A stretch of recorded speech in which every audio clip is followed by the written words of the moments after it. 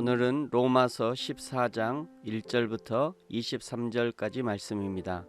제목은 사나 죽으나 주의 것이로다. 믿음이 연약한 자를 너희가 받되 그의 의견을 비판하지 말라. 어떤 사람은 모든 것을 먹을 만한 믿음이 있고 믿음이 연약한 자는 채소만 먹느니라. 먹는 자는 먹지 않는 자를 업신여기지 말고 먹지 않는 자는 먹는 자를 비판하지 말라. 이는 하나님이 그를 받으셨음이라. 남의 하인을 비판하는 너는 누구냐? 그가 서 있는 것이나 넘어지는 것이 자기 주인에게 있음에 그가 세움을 받으리니 이는 그를 세우시는 권능이 주께 있음이라. 어떤 사람은 이 날을 저 날보다 낮게 여기고 어떤 사람은 모든 날을 같게 여기나니 각각 자기 마음으로 확정할지니라. 나를 중히 여기는 자도 주를 위하여 중히 여기고 먹는 자도 주를 위하여 먹으니 이는 하나님께 감사함이요 먹지 않는 자도 주를 위하여 먹지 아니하며 하나님께 감사하느니라. 우리 중에 누구든지 자기를 위하여 사는 자가 없고 자기를 위하여 죽는 자도 없도다. 우리가 살아도 주를 위하여 살고 죽어도 주를 위하여 죽나니 그러므로 사나 죽으나 우리가 주의 것이로다. 이를 위하여 그리스도께서 죽었다가 다시 살아나셨으니 곧 죽은 자와 산 자의 주가 되려 하심이라.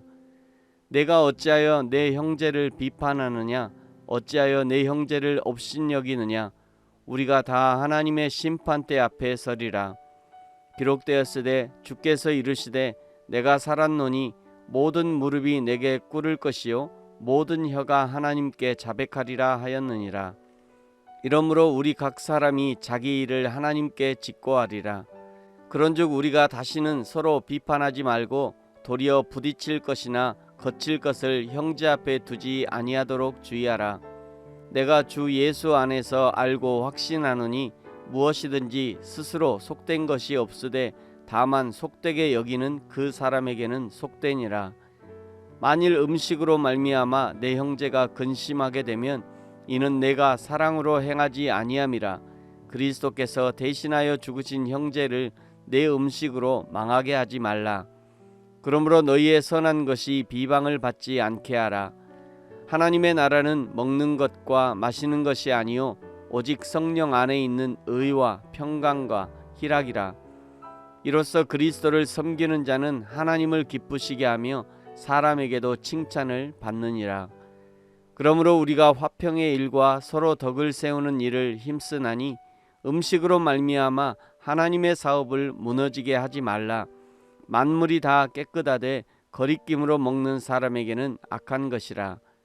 고기도 먹지 아니하고 포도주도 마시지 아니하고 무엇이든지 내 형제로 거리끼게 하는 일을 아니함이 아름다우니라.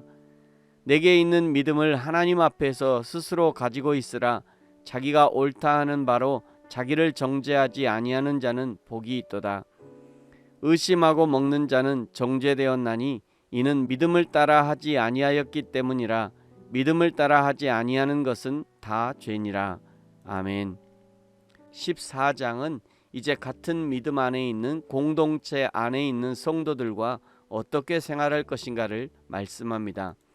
참고로 지금 로마 교회 안에는 정통 유대인들도 있고 유대인 남자와 결혼한 로마인 여자도 있고 유대인 아내와 결혼한 로마인 남편도 있을 것입니다.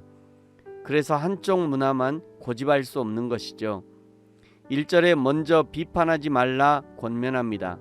3절 먹는 문제를 가지고 서로를 비판하지 말아라. 5절 절기 지키는 것으로 비판하지 말아라. 로마 사회에서 황제의 기념일을 지킬 것인가? 9절에 예수님의 부활을 언급한 걸 보니 예수님의 부활을 기념하여 지킬 것인가에 대한 논쟁들이 있지 않았겠는가 생각합니다. 그러면서 분명한 한 가지 사실을 못 박습니다. 8절 우리가 살아도 주를 위하여 살고 죽어도 주를 위하여 죽나니 그러므로 사나 죽으나 우리가 주의 것이로다. 이 생각이 분명하다면 무엇이 문제가 되겠습니까? 내가 주님의 것이고 사나 죽으나 주님의 것이라는 확고한 생각들이 있다면 옆에 사람이 무엇을 먹든 마시든 어떤 날 쉬든 쉬지 않든지 그것이 문제가 될 일이 없겠죠. 13절부터 23절까지는 통째로 음식 문제를 어떻게 할 것인가를 말씀하시는 내용입니다. 왜 이렇게 음식의 문제에 대해서 중요하게 다루느냐면 유대인들은 율법으로 음식의 문제를 철저하게 규정하고 있기 때문입니다. 그런데 이런 유대인들이 이방의 중심 로마에서 살고 있습니다. 로마의 문화가 통용되는 사회에 살고 있는 것이고 유대의 문화만을 고집하며 살 수 없는 공동체와 함께 있는 것이죠. 17절이 이 문제에 대한 바울의 결론이 아닐까 생각합니다. 17절 하나님의 나라는 먹는 것과 마시는 것이 아니요 오직 성령 안에 있는 의와 평강과 희락이라. 음식의 문제가 중요하지만 먹고 마시는 것보다 더 중요한 것이 성령 안에서 의와 평강과 희락을 누리는 것입니다. 20절 이하의 음식에 관한 말씀을 정리해 보면 자기에게는 엄격하게 그러나 다른 사람에게는 정죄하지 말고 관용함으로입니다. 그래야 우리가 함께 한 몸이 되어 하나님의 나라를 이루어갈 수 있는 것이죠.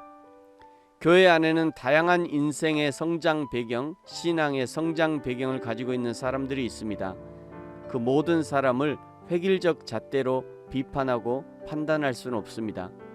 고린도전서 15장에서 바울은 나는 날마다 죽노라 고백하지요. 이 고백이 교회와 공동체를 살릴 수 있고 예수님도 십자가의 죽으심으로 우리를 살리셨습니다. 저와 여러분에게도 날마다 십자가의 고백이 있어지기를 예수님의 이름으로 축복합니다. 아멘. 기도하겠습니다. 하나님 아버지 감사합니다. 우리가 살아도 주를 위하여 죽어도 주를 위하여 사나 죽으나 우리가 주님의 것임을 기억합니다. 우리의 먹고 마시는 문제가 형제에게 걸림돌이 된다면 나는 영원히 고기를 먹지 않겠다고 선언했던 바울의 마음을 기억하면서 공동체의 신앙을 아름답게 세워가는 저와 우리 모든 성도들이 되게 하여 주옵소서. 감사합니다. 예수님의 이름으로 기도합니다. 아멘.